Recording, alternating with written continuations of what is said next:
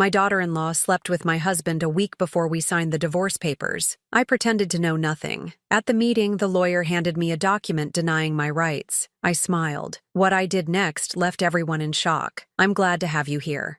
Follow my story until the end and comment the city you're watching from, so I can see how far my story has reached. The afternoon sun filtered through the lace curtains of my dining room as I set out the good china for lunch. Sage had called that morning, her voice unusually tight when she asked if we could talk, just the two of us. Something about her tone made my stomach clench, but I pushed the feeling aside. Sage was my daughter-in-law Ember's older sister, and while we'd always been cordial, we weren't particularly close. I smoothed my hands over the tablecloth, the same cream-colored linen I'd used for family gatherings for 30 years. At 64, I still took pride in maintaining traditions, in creating a welcoming home. The house felt too quiet with just me rattling around in it lately. Damon, my husband of 42 years, had been distant for months, always finding excuses to work late or disappear into his study.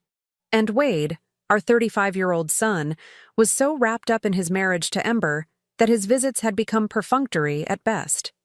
The doorbell chimed, and I opened it to find Sage standing on my front steps, clutching her purse like a shield. She looked pale, her usually perfect makeup slightly smudged around her eyes as if she'd been crying. "Nadine, thank you for seeing me," she said, her voice barely above a whisper. "Of course, dear. Come in, come in." I led her to the dining room, noting how her hands trembled slightly as she set down her purse. "I made your favorite cucumber sandwiches, and that lemon cake you complimented last Easter." She managed a weak smile but didn't touch the food I'd carefully arranged. Instead, she stared at her folded hands, her knuckles white with tension. "Sage, what's wrong? You look like you've seen a ghost." She looked up then, and I saw something in her green eyes that made my blood run cold. Pain, guilt, and underneath it all, a desperate kind of love. "Nadine, I need to tell you something, and I don't know how to say it without destroying everything." My heart began to pound, but I kept my voice steady. "Whatever it is, we can work through it together." Sage let out a shaky breath, tears pooling in her eyes. "It's about Ember and Damon." The world tilted slightly, but I forced myself to remain still, my hands folded calmly in my lap. "What about them? They're having an affair." The words tumbled out in a rush, as if she'd been holding them back for so long they'd built up pressure. "I've known for weeks. I saw them together at that little cafe downtown, the one near Damon's office. They were holding hands, kissing, acting like lovers." I felt something inside me crack, like ice breaking on a frozen pond, but my voice remained steady. "Are you certain?" Sage nodded miserably. "I confronted Ember about it. She didn't even try to deny it. She just laughed and said it wasn't any of my business. But Nadine, the things she said about you." Her voice broke completely then. "What things?" I asked, though part of me didn't want to know. "She said you were old and boring, that Damon deserved better. She said once the divorce was final, she'd make sure you got as little as possible. She's been planning this, Nadine, the whole thing. She married Wade to get close to the family, to the money. She's been working on Damon for months." The room spun around me, but I gripped the edge of the table and held on. 42 years of marriage, a son I'd raised with love and dedication, a daughter-in-law I'd welcomed with open arms, all of it crumbling because of greed and betrayal. "Why are you telling me this?" I whispered. Sage reached across the table and grasped my hand. "Because it's wrong. Because you've been nothing but kind to our family, and you don't deserve this. Because Wade doesn't deserve to be married to someone who's capable of this level of deception." She paused, wiping her eyes with her free hand.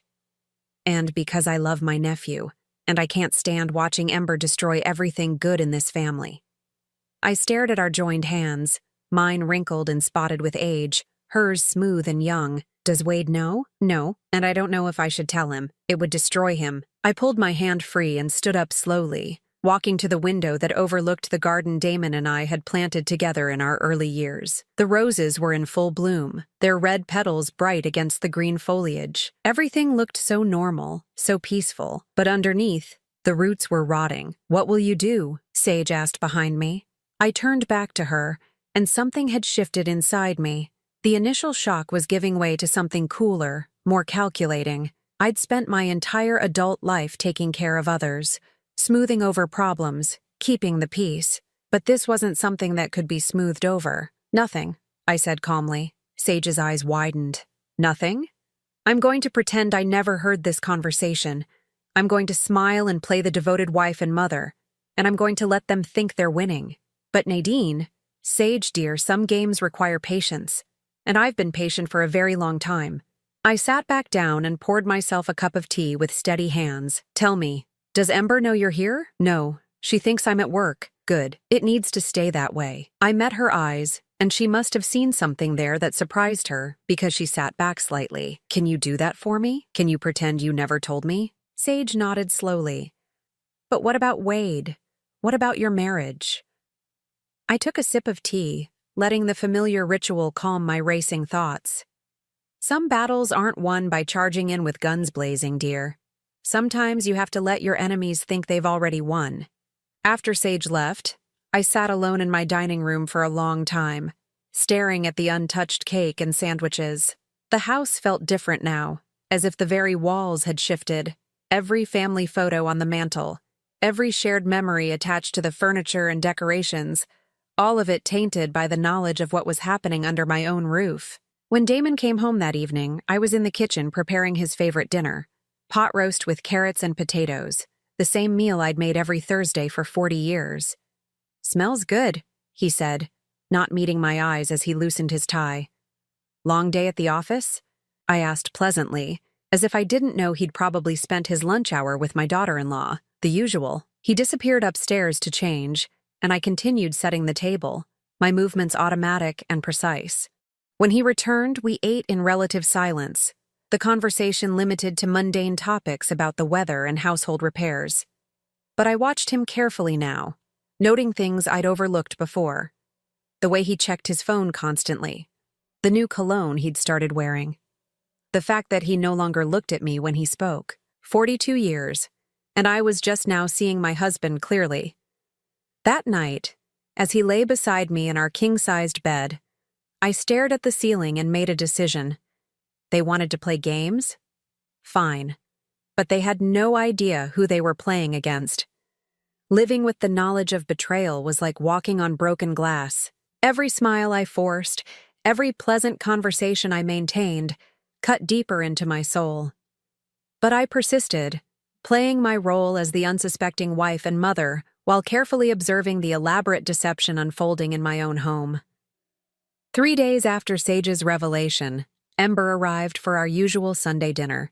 She swept into my kitchen wearing a new designer dress, her blonde hair perfectly styled, her smile bright and false as costume jewelry. "Nadine, you look wonderful," she gushed, embracing me with theatrical warmth. "I love what you've done with the flowers on the table." I returned her hug, noting the expensive perfume that clung to her skin, the same scent I'd detected on Damon's shirts lately. "Thank you, dear. Wade should be here shortly. Would you like some wine while we wait?" "That would be lovely." She settled herself at the kitchen island, crossing her legs elegantly. "Actually, I was hoping we could have a little chat, just us girls." My hands remained steady as I poured the wine, though my heart began to race.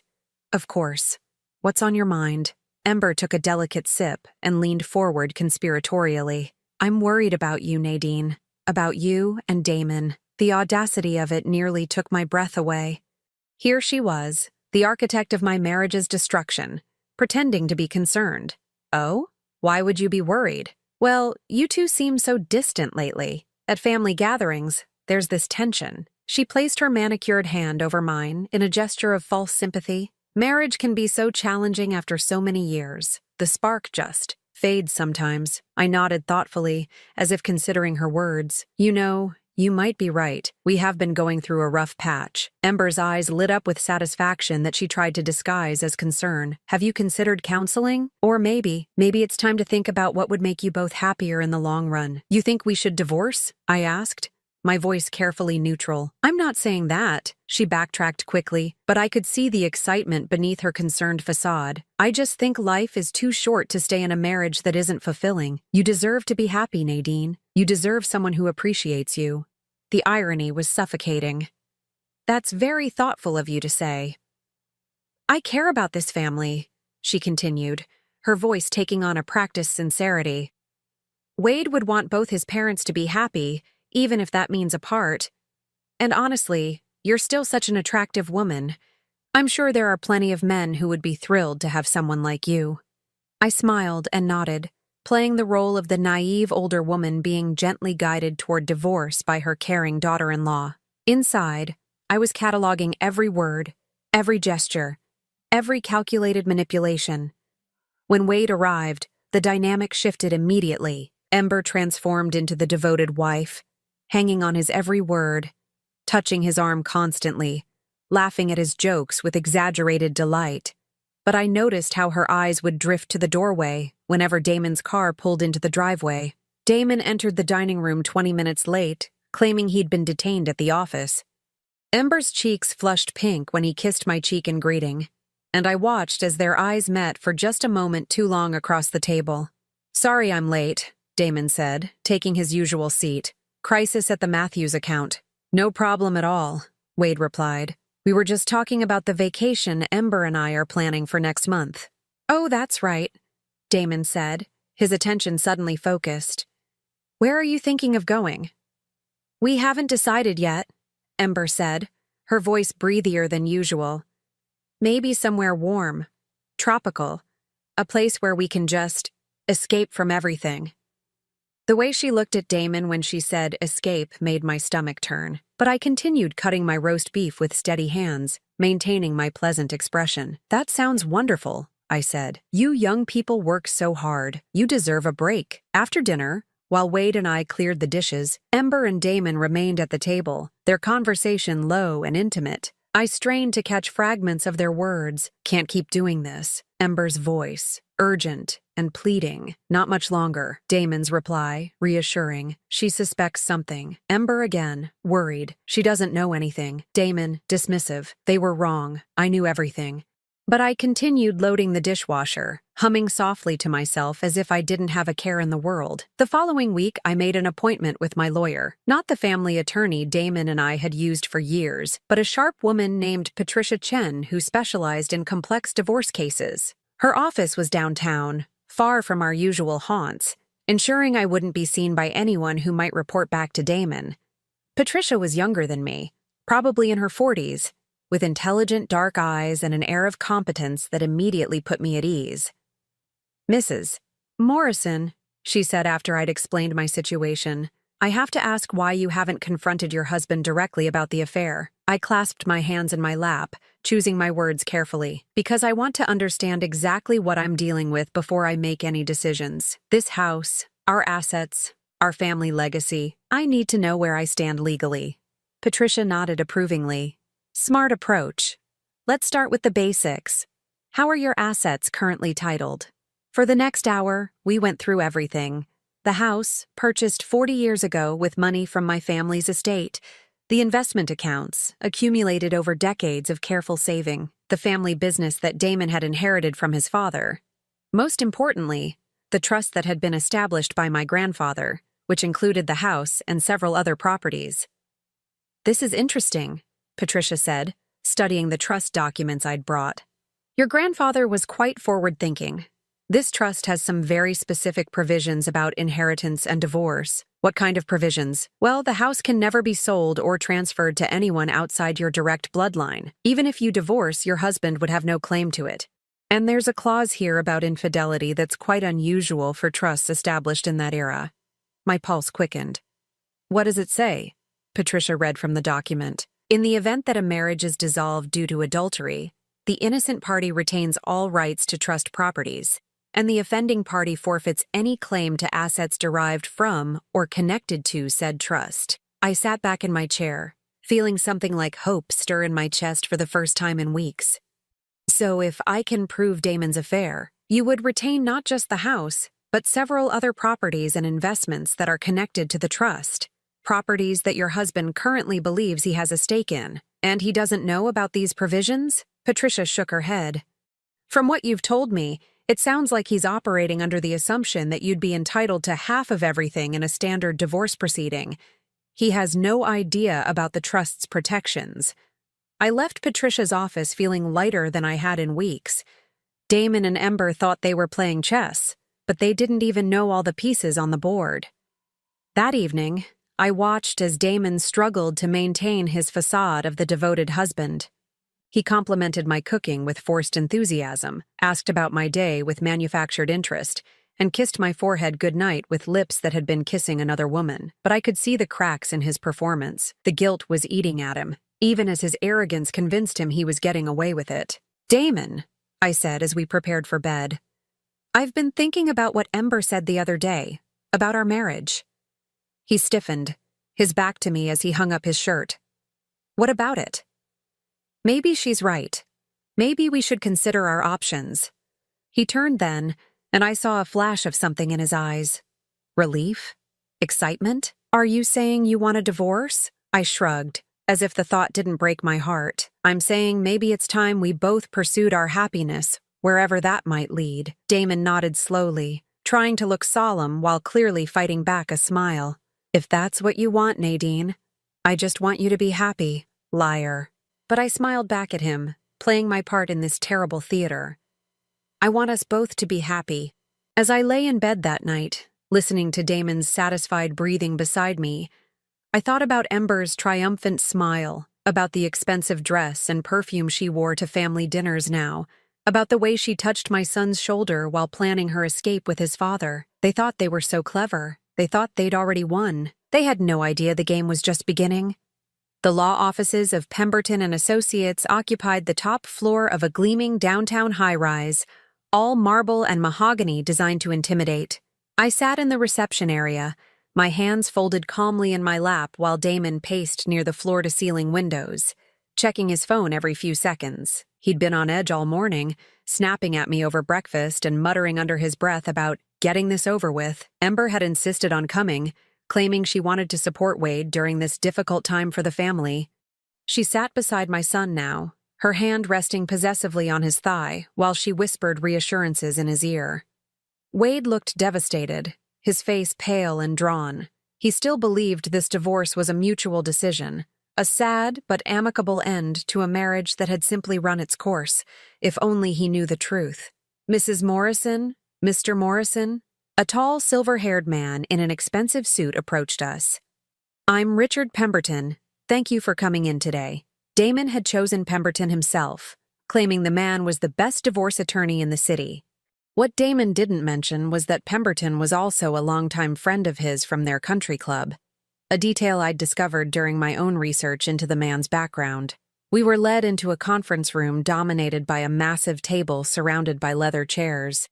Pemberton took his seat at the head, spreading documents across the polished surface with practiced efficiency. Damon sat to his right, while I took the chair directly across from them. Wade and Ember positioned themselves at the far end of the table, close enough to observe but removed from the main proceedings. "Before we begin," Pemberton said, his voice carrying the smooth authority of someone accustomed to controlling rooms full of people, "I want to ensure everyone understands that this is intended to be an amicable dissolution.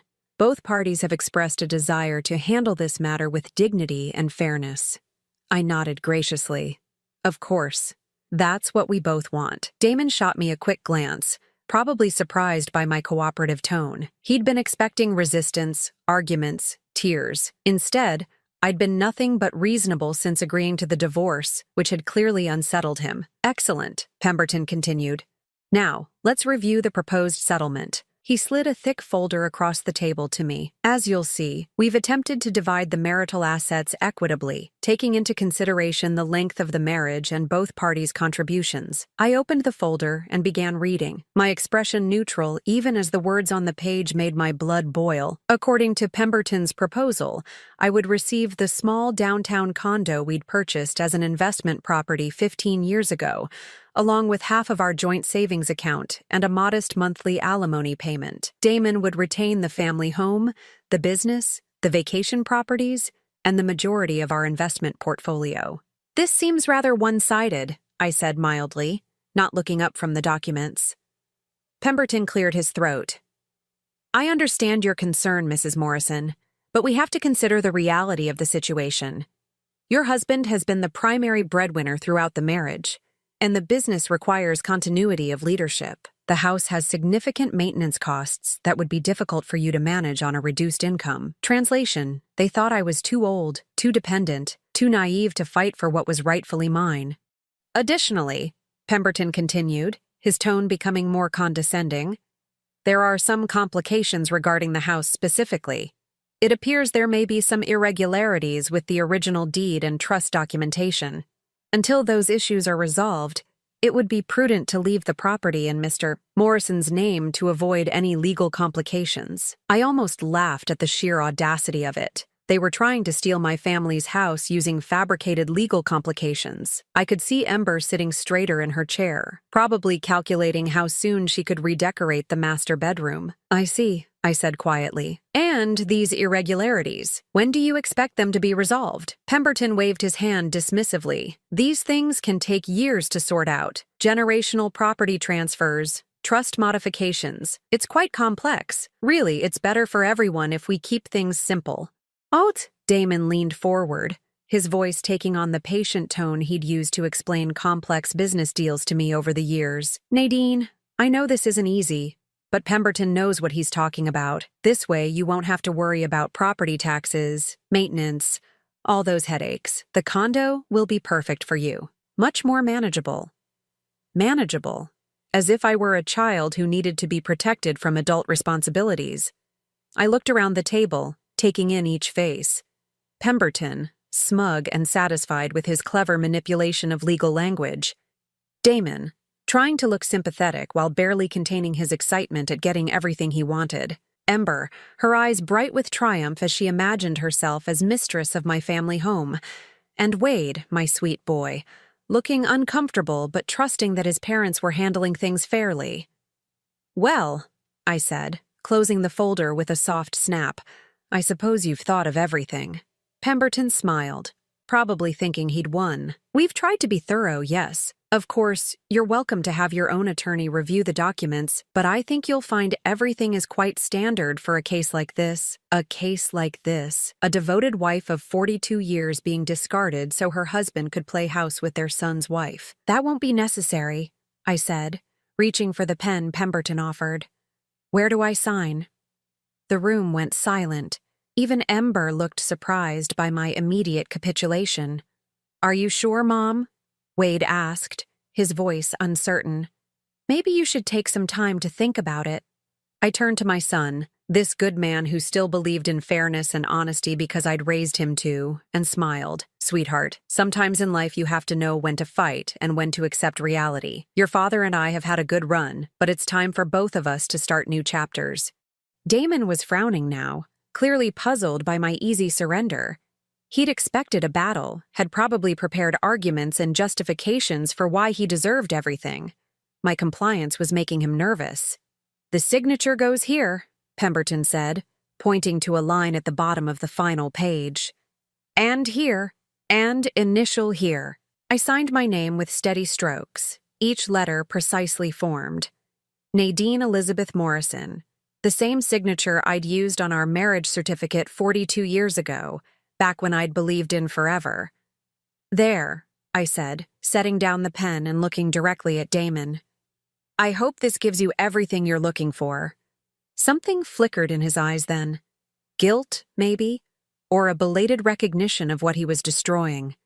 But the moment passed quickly, replaced by the selfish satisfaction of a man who thought he'd gotten away with betraying his wife. Ember could barely contain herself. She reached over and squeezed Wade's hand, her voice breathy with excitement. I'm so proud of how maturely you're both handling this. It takes real strength to put family first. Family first. The woman who was sleeping with her father-in-law was lecturing me about putting family first. Thank you, dear, I said warmly. That means so much coming from you. As we prepared to leave, Pemberton gathered the signed documents with obvious satisfaction. I'll file these with the court tomorrow. The divorce should be finalized within 60 days. 60 days until Damon was free to marry his son's wife. 60 days until Ember thought she'd be living in my family home. 60 days until they discovered that some games have rules the players don't even know exist. Outside the building, Wade hugged me tightly, his eyes wet with unshed tears. Mom, are you okay? You seem so calm about all this. I patted his cheek, this boy who looked so much like his father had at that age, back when Damon still had a soul. I'm fine, sweetheart. Everything is going to work out exactly as it should. Ember appeared beside us, her arms sliding around Wade's waist with practiced possessiveness. Your mother is incredibly strong, baby. She's going to be so much happier now. I'm sure I will be, I agreed, meeting her triumphant gaze with a serene smile. I'm sure we all will be. As they walked away, I could hear Ember's excited chatter about helping me pack, about finding me a nice retirement community where I could make friends my own age, about how much simpler life would be for everyone now. I stood there in the shadow of the high-rise, watching my husband and daughter-in-law celebrate their victory, and felt a deep, cold satisfaction settle in my chest. They thought they'd won. They thought they'd outsmarted the naive old woman who'd spent 42 years taking care of everyone else. They had no idea that in exactly 60 days, when their divorce became final and they tried to claim their prizes, they would discover that some property belongs not to husbands or wives, but to bloodlines that stretch back generations. I walked to my car with steady steps, already thinking about the phone call I needed to make to Patricia Chen. There were preparations to complete, documentation to gather, and a few more moves to make in this chess game they didn't even know they were losing. The real show was about to begin.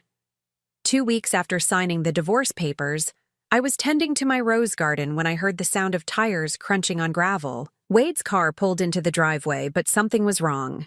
Instead of his usual cheerful wave, he sat behind the wheel for a long moment, his hands gripping the steering wheel as if it were the only thing keeping him upright. When he finally emerged, I could see that my son was broken. His usually pristine appearance was disheveled, his shirt wrinkled, his hair uncombed. But it was his eyes that broke my heart.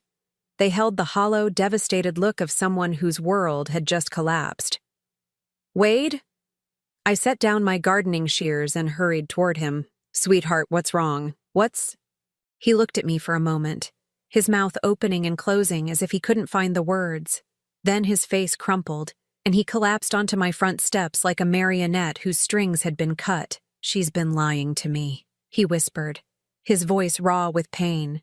"All this time she's been lying, and—" I sat down beside him, not trusting myself to speak. Part of me wanted to wrap my arms around him and tell him everything would be okay. Another part wanted to demand details, to finally have confirmation of what I'd known for weeks. Instead, I waited, letting him find his way to the truth at his own pace. "I found text messages," he continued, staring at his hands. "Hundreds of them, between Ember and Dad. They've been planning this whole thing for months." My heart ached for him, but I forced my voice to remain calm. "Planning what exactly?" Wade let out a bitter laugh that sounded nothing like my gentle son. "The divorce, the affair. They thought they were so clever, waiting until after you signed the papers to run off together. Ember was bragging to someone about how easy it was to manipulate both of you." The words hit me like physical blows, even though I'd known the truth for weeks.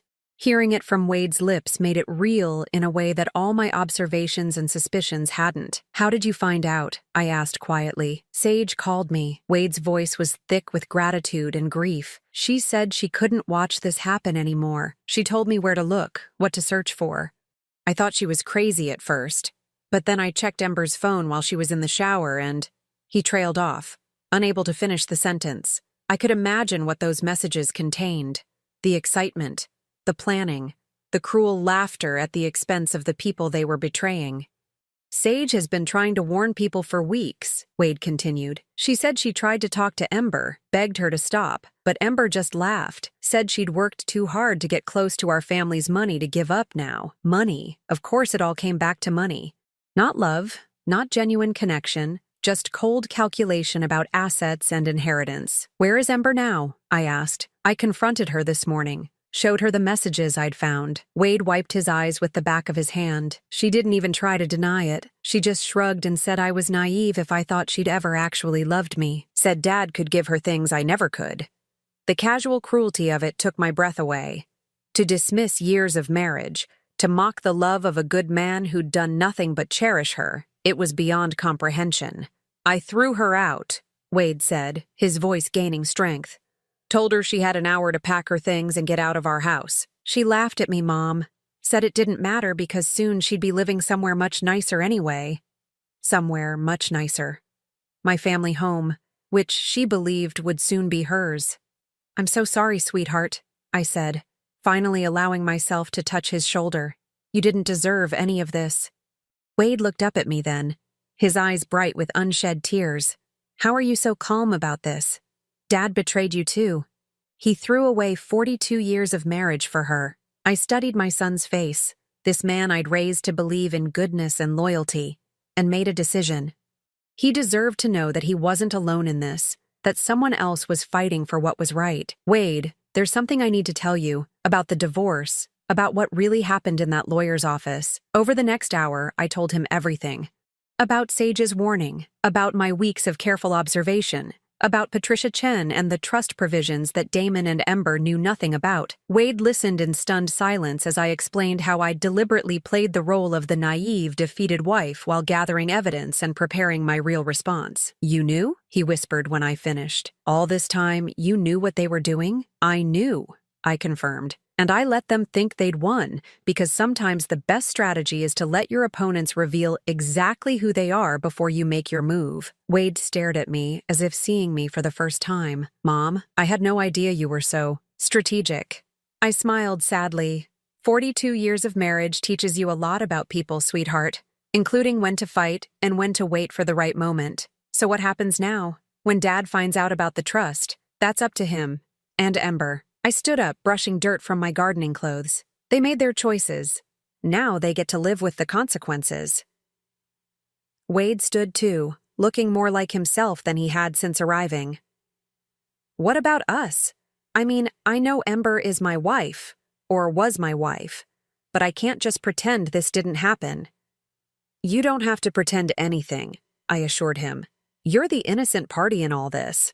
You have every right to protect yourself." As if summoned by our conversation, another car pulled into the driveway. This time it was Sage, her face anxious as she hurried toward us.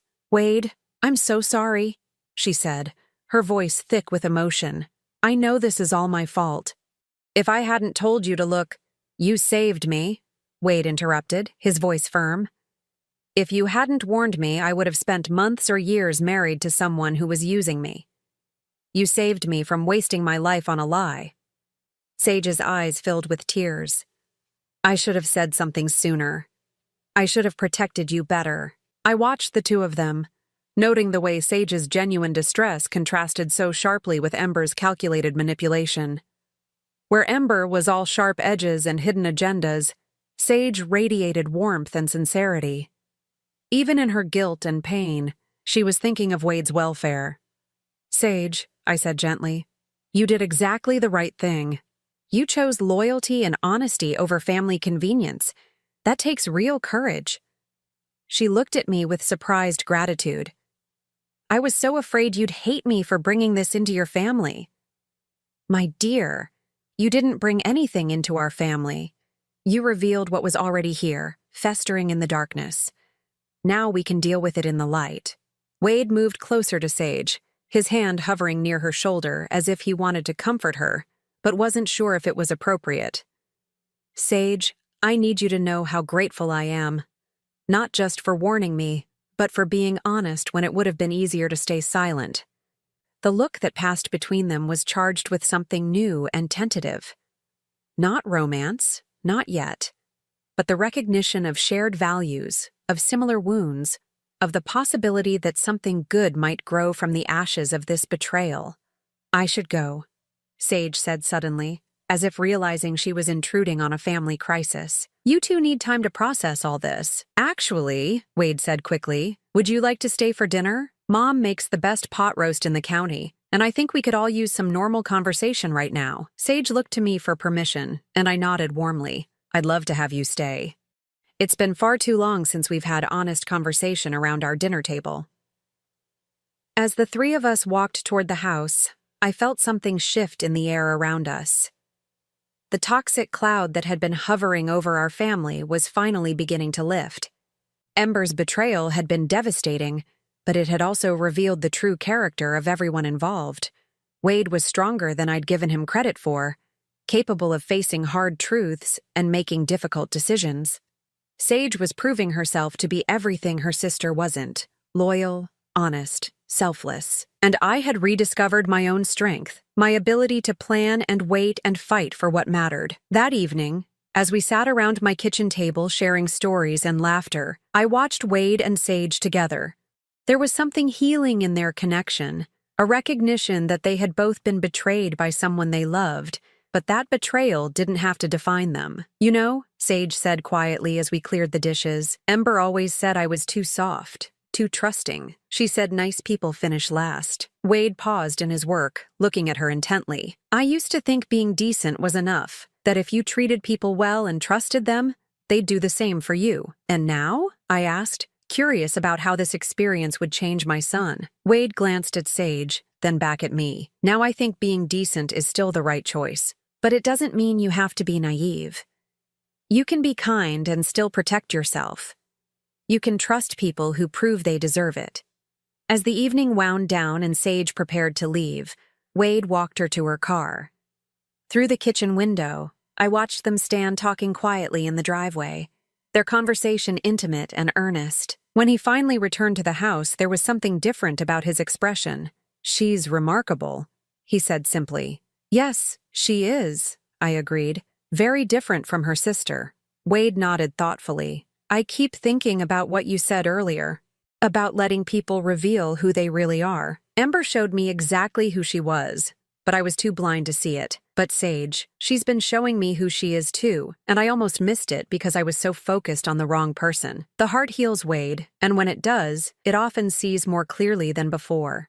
That night, as I prepared for bed in the house that would soon legally be mine again, I thought about the strange turns life takes. Ember's betrayal had been devastating, but it had also created opportunities for truth, for genuine connection, for new beginnings based on honesty rather than deception. In trying to destroy our family, Ember had actually revealed its strength. She'd stripped away the pretenses and false loyalties, leaving only what was real and worth preserving. Tomorrow, I would call Patricia Chen and begin the final phase of my plan. But tonight, I felt something I hadn't experienced in months. Hope. The call came on a Tuesday morning, exactly 63 days after I'd signed those divorce papers in Pemberton's office. I was having coffee on my back porch, watching the sunrise paint the sky in shades of gold and pink, when my phone rang. Damon's name appeared on the screen, and for the first time in months, I felt genuine amusement as I answered. "Hello, Damon. What the hell have you done?" His voice was raw with panic and rage, all pretense of civility abandoned. I took a leisurely sip of my coffee before responding. "Good morning to you too. I'm fine, thank you for asking. The weather is lovely today." "Don't play games with me, Nadine. My lawyer called an hour ago. He says there's a problem with the house. Some bullshit about a trust that no one mentioned before." "Oh, that." I kept my voice light, conversational.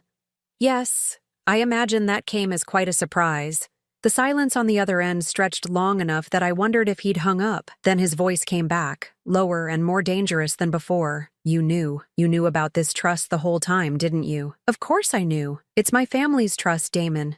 My grandfather established it to protect our property from exactly this kind of situation." "This kind of situation?" His voice cracked with indignation. "We're getting divorced. That's normal, Nadine. People get divorced every day." I stood up and walked to the edge of the porch, looking out over the garden that my grandmother had planted, that my mother had tended, that I had lovingly maintained for 40 years. "You're right. People do get divorced every day, but they usually don't commit adultery with their daughter-in-law while planning to steal their wife's family home." The sharp intake of breath told me he hadn't expected such direct confrontation. For weeks, I'd played the role of the confused, hurt wife. Now he was hearing from the woman who'd been planning his downfall while he celebrated his cleverness. "How long have you known?" he asked finally. "Long enough," I replied. "Long enough to document everything. Long enough to protect what matters. Long enough to watch you and Ember plan your little future together in my family's house." "Our house," he corrected automatically, but there was no conviction in his voice anymore. "No, Damon. Never our house. The deed has always been in trust. You were allowed to live here as my husband, but you never owned so much as a single brick. And now that you've chosen to end our marriage through adultery, you've forfeited any right to remain here." Another long silence. Then, in a voice that sounded like a man watching his world collapse, "Where am I supposed to go?" The pathetic quality of the question almost made me feel sorry for him. Almost. "I imagine you and Ember will figure something out. You're both so clever, after all. Nadine, please. Can't we work something out? I know I made mistakes, but—" "Mistakes?" I cut him off, my voice sharp for the first time. Mistakes are forgetting to pick up milk or missing an anniversary. What you did was a deliberate betrayal of everything we built together. What you did was seduce our son's wife and plan to steal my inheritance. Those aren't mistakes, Damon. That's who you chose to become."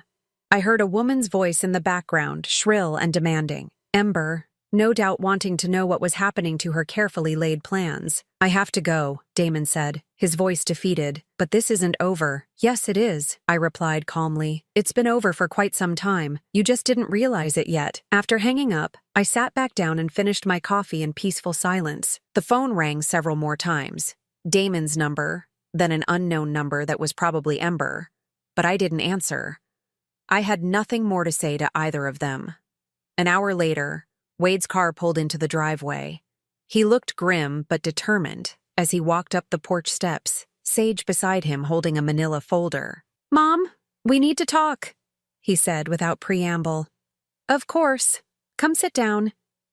Wade took the chair across from me while Sage settled beside him, their proximity speaking to the growing bond between them.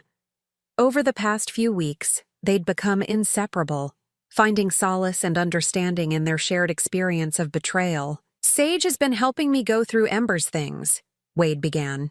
"We found some documents that I think you need to see." Sage opened the folder and pulled out a stack of papers. These were hidden in a lockbox in Ember's closet. "I think they show just how long this has been planned." The first document was a copy of my grandfather's will, annotated in Ember's handwriting with notes about property values and inheritance laws.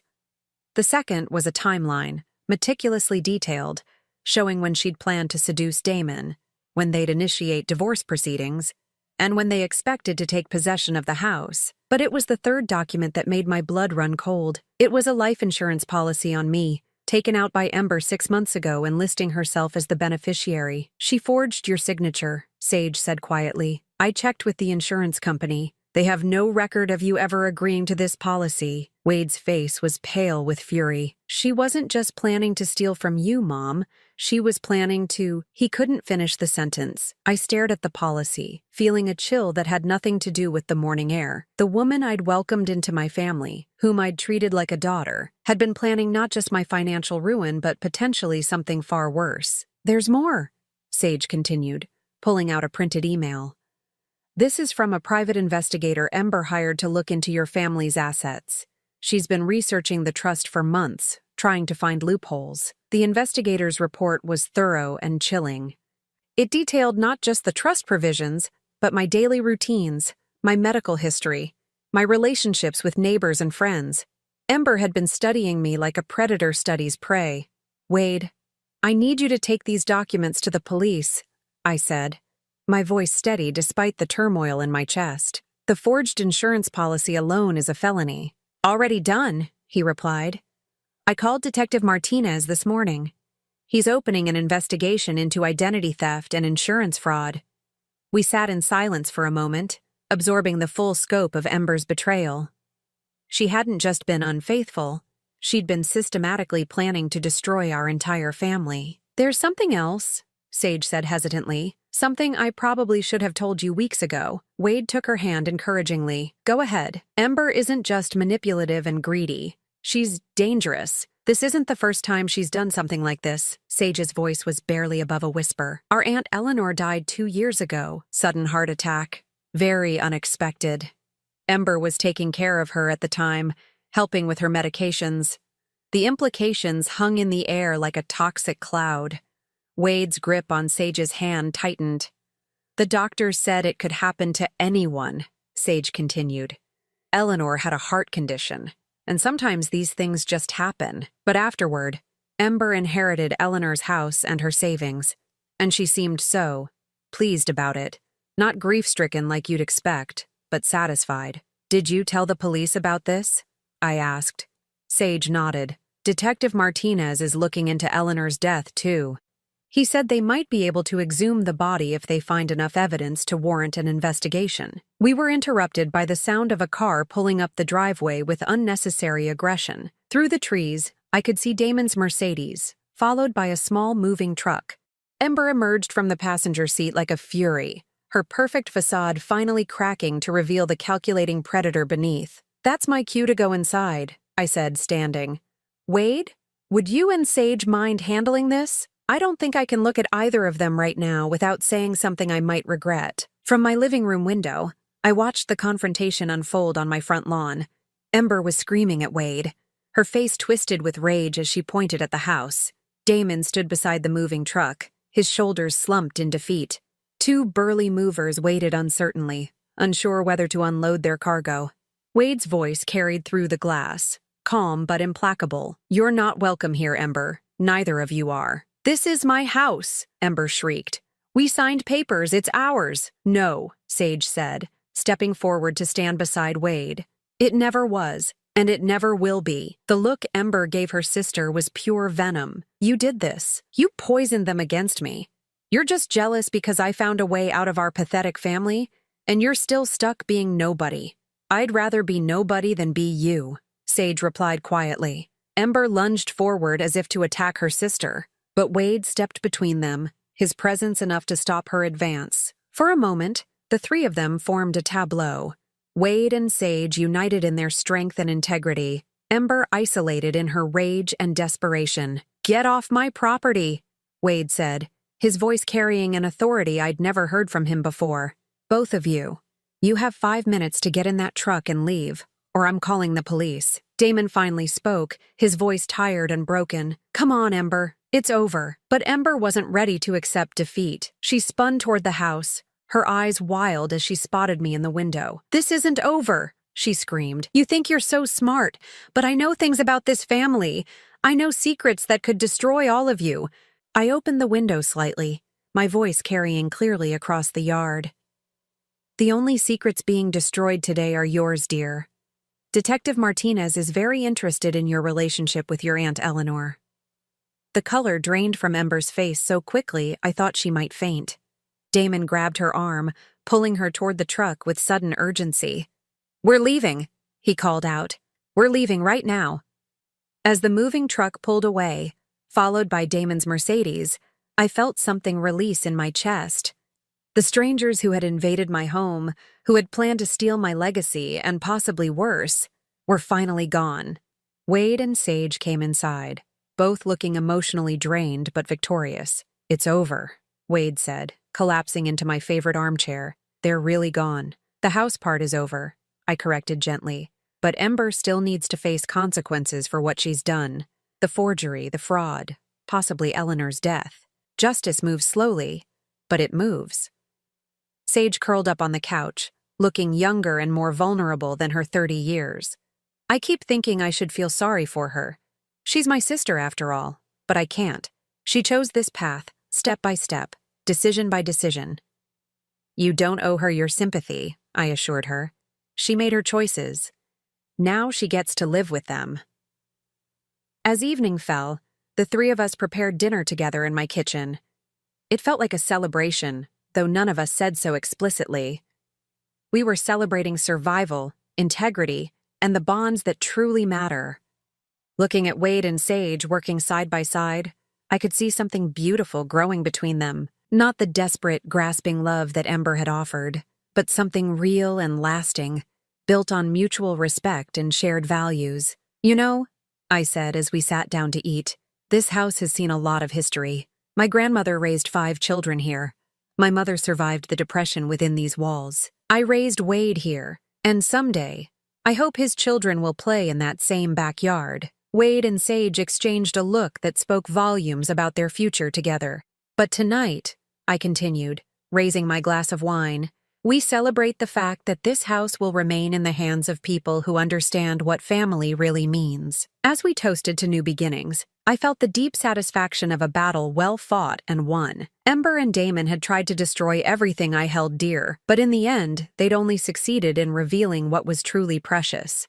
6 months later, I stood in my kitchen preparing Thanksgiving dinner, the same kitchen where I'd entertained Ember's false sympathy and endured her calculated manipulations. But today, the space felt entirely different, warm, honest, filled with genuine laughter and love. Wade was at the stove, carefully basting the turkey with the same concentration he'd shown as a child learning to tie his shoes. Sage sat at the kitchen island, her engagement ring catching the afternoon light as she chopped vegetables for stuffing. They'd announced their engagement a month ago, and seeing them together still filled me with quiet joy. "Mom, the timer for the sweet potatoes is going off," Wade called out, his sleeves rolled up and an apron protecting his shirt. "I've got it," Sage said, sliding off her stool with practiced ease. Over the past months, she'd become an integral part of our household rhythm, helping with cooking, gardening, and the 1,000 small tasks that make a house a home. The front doorbell chimed, and I went to answer it, expecting our neighbors, the Hendersons, whom I'd invited to join us for dinner. Instead, I found Detective Martinez standing on my porch, his expression serious but not grim. "Mrs. Morrison, I hope I'm not interrupting your holiday." "Not at all, Detective. Please come in. Can I offer you some coffee? We have plenty of food if you'd like to stay for dinner." He followed me into the living room, declining my offer of refreshment. "I wanted to update you on the investigation before the holiday weekend." Wade and Sage appeared in the doorway, their faces tense with anticipation. "Ember Holbrook has been formally charged with insurance fraud, identity theft, and conspiracy to commit fraud," Martinez began. "The district attorney feels confident about securing convictions on all counts." "And Eleanor?" Sage asked quietly. Martinez's expression grew more serious. "The exhumation revealed traces of digitalis in your aunt's system. Levels that would be consistent with intentional poisoning, not accidental overdose from her heart medication." Sage's hand flew to her mouth. "She really killed her." "We're building a case for first-degree murder. Ember's fingerprints were found on the medicine bottles, and we discovered she'd been researching the effects of digitalis online for weeks before Eleanor's death. I felt a chill that had nothing to do with the November air." "What about Damon?" "No evidence of his involvement in Eleanor's death. But he's been charged as an accessory to the fraud schemes. His cooperation with the investigation will likely result in a reduced sentence." After Martinez left, we sat in the living room, absorbing the news. Justice was finally being served, but it felt hollow somehow. Eleanor was still dead, Wade's marriage was still destroyed, and 42 years of my life had still been built on a foundation that crumbled the moment my husband chose betrayal over loyalty. "Are you okay, Mom?" Wade asked, noting my silence. I considered the question carefully. "I'm relieved," I said finally. "Relieved that Ember can't hurt anyone else. Relieved that Eleanor will get justice. But mostly, I'm relieved that we survived this with our integrity intact." Sage reached over and squeezed my hand. "I keep thinking about all the what-ifs. What if I hadn't told you about the affair? What if you hadn't known about the trust? What if Ember had succeeded?" "But she didn't," Wade pointed out. "And we're all stronger now because of it." He was right. The past 6 months had tested us in ways I'd never imagined, but we'd emerged more connected, more honest with each other, more aware of what truly mattered. The Hendersons arrived shortly after, followed by Patricia Chen and her husband, whom I'd invited after discovering we shared a love of gardening. The dining room filled with conversation and laughter, the kind of genuine warmth that can't be manufactured or manipulated. As we sat down to dinner, I looked around the table at the faces gathered there. Real friends, chosen family, people who cared about each other without agenda or calculation. This was what Ember had never understood. That true wealth isn't measured in property values or bank accounts, but in the quality of the relationships you build. "Before we eat," I said, standing and raising my wine glass, "I want to say something." The conversation quieted, all eyes turning to me. This year has been one of the most difficult of my life. I lost a marriage I thought would last forever. I discovered that someone I loved was capable of unimaginable betrayal. I learned that my family was under attack from within. I paused, meeting each pair of eyes around the table. But I also learned that I'm stronger than I ever imagined. I learned that my son is a man of integrity who chooses love over revenge. I learned that sometimes the greatest gifts come disguised as losses. I looked directly at Sage. This woman who'd had the courage to speak truth when silence would have been easier. I learned that family isn't just about blood. It's about people who stand by you when the world tries to tear you down. People who choose honesty over convenience, loyalty over self-interest. Wade stood and raised his own glass. To Mom, who taught us that grace under pressure isn't just a saying, it's a way of life. To Nadine, Patricia added, who proved that patience and planning can overcome any adversary. To new beginnings, Sage said softly, and to families we choose as much as families we're born into. As we clinked glasses, I felt a deep sense of completion. Not because the story was over. Wade and Sage would marry in the spring. There would be grandchildren eventually. Life would continue with all its joys and challenges. But because I finally understood who I was beyond being Damon's wife or Wade's mother, I was Nadine Morrison, keeper of my family's legacy, protector of what mattered, survivor of betrayal, and architect of my own future. After dinner, as our guests prepared to leave, Patricia pulled me aside. "Have you given any thought to what you'll do with the downtown condo?" she asked. "The one from the divorce settlement?" I smiled. "I'm thinking of turning it into a refuge for women who are rebuilding their lives after divorce. Nothing grand or institutional, just a quiet place where someone can stay while they figure out their next chapter." Patricia nodded approvingly. "Ember probably thought she was taking something valuable from you at that settlement. She had no idea she was giving you away to help other women in similar situations. Ironic, isn't it? Her greed became the foundation for something genuinely useful." Later that evening, after Wade and Sage had gone home to their apartment, I walked through the quiet house, turning off lights and checking locks. The same ritual I'd performed for 40 years, but now it felt different, peaceful rather than routine, secure rather than automatic. In my bedroom, I opened the jewelry box where I kept my most precious possessions, past the pearl necklace my mother had given me, past the gold bracelet from my grandmother. I found what I was looking for, my original wedding ring, the simple gold band Damon had placed on my finger when we were both young and full of dreams. I held it up to the lamplight, studying the inscription inside. Forever and always D. Forever had lasted 42 years. Always had ended the day he chose another woman over his family. But that didn't erase the good years, the love that had been real, even if it hadn't been permanent. I placed the ring back in the box, not with anger or sadness, but with acceptance. That chapter of my life was closed, but the story continued. My phone buzzed with a text message from Wade. "Thank you for an amazing Thanksgiving, Mom. Sage and I are so grateful to have you in our lives." I typed back, "Thank you for becoming the man I always knew you could be. Sleep well." A second message appeared. This one from Sage. "I never had a mother who believed in me the way you do. Thank you for showing me what real strength looks like." I wiped away the tears that sprang to my eyes. At 64, I was discovering that some of life's greatest gifts come in the second act, when you finally understand what you're worth and refuse to accept anything less. The house settled around me with familiar creaks and sighs, the sounds of a structure that had weathered many storms and would weather many more. I thought about my grandmother, who'd raised 5 children in this house during the Depression. I thought about my mother, who'd maintained it as a sanctuary during World War II when my father was overseas. I was part of a long line of strong women who'd protected what mattered, who'd faced adversity with grace and determination. Ember had tried to break that chain, but she'd only succeeded in forging it stronger. Tomorrow, I would start planning the refuge for divorced women, using the condo that was supposed to be my consolation prize. Next month, I would help Wade and Sage plan their wedding, which would take place in the garden where my grandmother had married my grandfather 80 years ago.